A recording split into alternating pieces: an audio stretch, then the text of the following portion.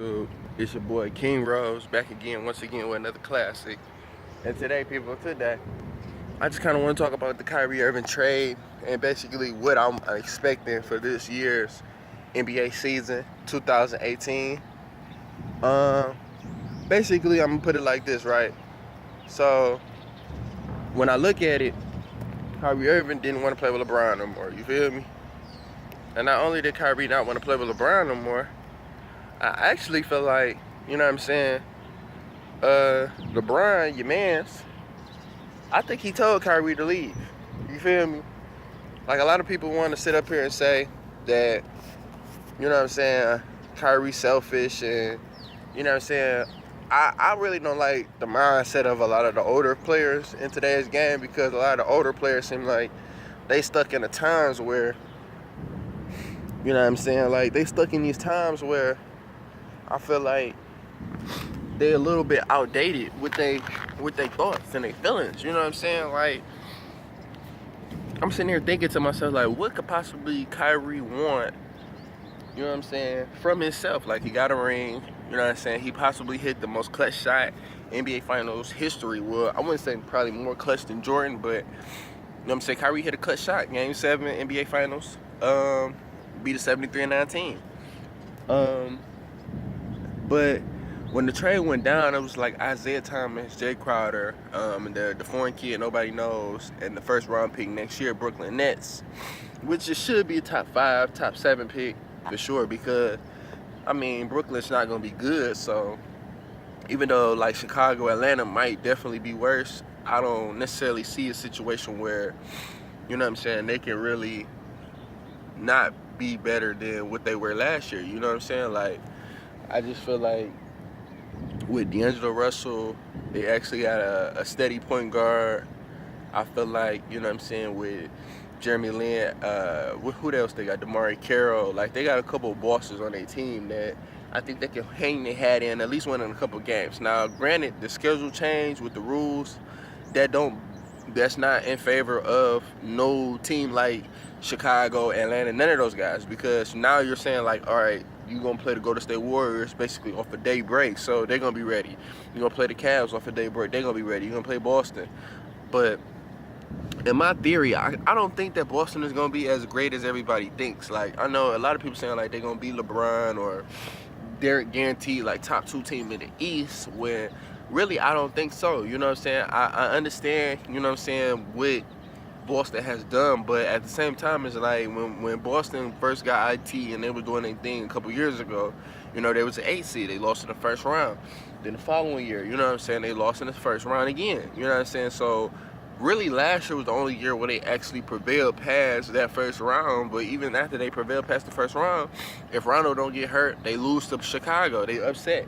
You know what I'm saying? John Wall and I don't really understand what happened with them, but I can say, like, after Beal and after Wall, you can pretty much say everybody else didn't show up. It's simple for them. But yeah, like, when I look at the Eastern Conference, like, Giannis, I look at Giannis, Philly, Washington, Cleveland. You know what I'm saying? But like I said, I love Kyrie. I like the move, and I think Kyrie is a great addition for the team. I just don't see how, like, right off the bat, adding in Gordon Hayward, Marcus Morris, and all the guys that they did, like, you only bringing back basically the bench players and Al Horford from that team last year. So when you think about it, like, you know, a part of the success was IT in the fourth quarter. I'm not saying that Kyrie's not clutching the fourth quarter, because he will be.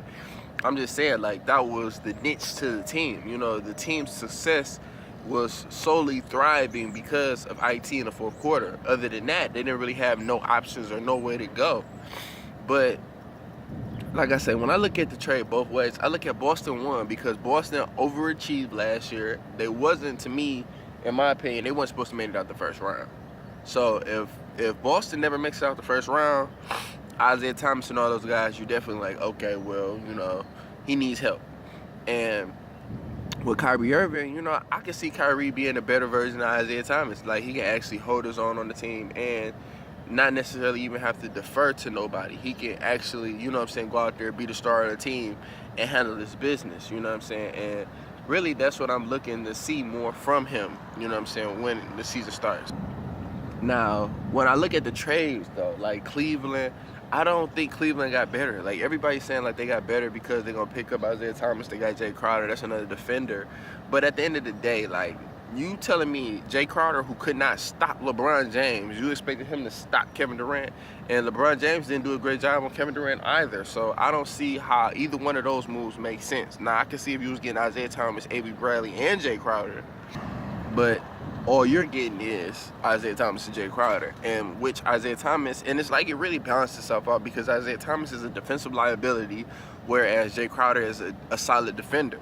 And then Ante Zizic, you know, we never seen him, and then this Brooklyn Nets pick is not really going to do anything to help, you know what I'm saying, push the culture in Cleveland forward. Like, I mean, if anything, all that this pick that is going to do is provide, you know what I'm saying, them with trade bait and opportunities to get better for the future. But as far as me saying LeBron James, is you coming to play with Derrick Rose, Isaiah Thomas, and all the bums that they got, like, they not better, they not beating the Warriors, because now you telling me instead of Kyrie Irving out there checking Steph Curry or giving Steph Curry problems, you talking about Isaiah Thomas.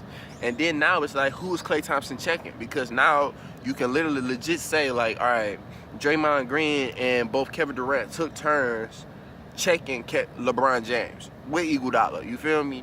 And you can also switch and put Draymond and Klay on Kyrie.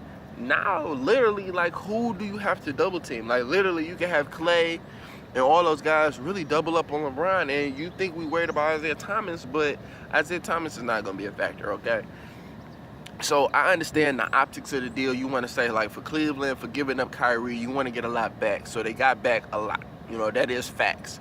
But in the sense of winning the trade or actually making progress, I don't see that.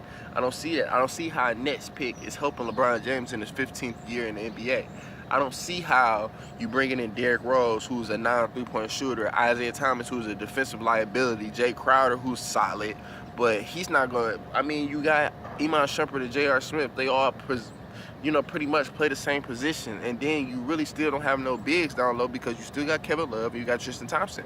Kevin Love, who is not a great defender, Tristan Thompson, who is a great defender but not a great offensive player, but Kevin Love is a great offensive player but not a great defender, okay? So, moral of the story, Cavs lost, Celtics won. Simple, because Celtics actually have a building block. Everything the Celtics did for the past 3 years lets you know that they weren't ready for prime time. Last year, they weren't ready for prime time, okay? They got swept in the finals, in the conference finals, theoretically. You know, Isaiah Thomas goes down, they're down 3-0, and then miraculously, A.B. Bradley hits a game winner, thanks to Jonas Jerebko. You know what I'm saying? But at the same time, those series events don't happen, they get swept. And we can also go back to the first round series and say they weren't supposed to make it out of that series. So at the end of the day, getting Kyrie Irving, getting Gordon Hayward, that's a dub for the Celtics. If you look at acquisition moves, the Celtics had just as great as the acquisition as Minnesota or any other team out there who actually made valiant progress, like OKC and Houston, even though all those teams will lose to the Warriors in the finals in 5 or 4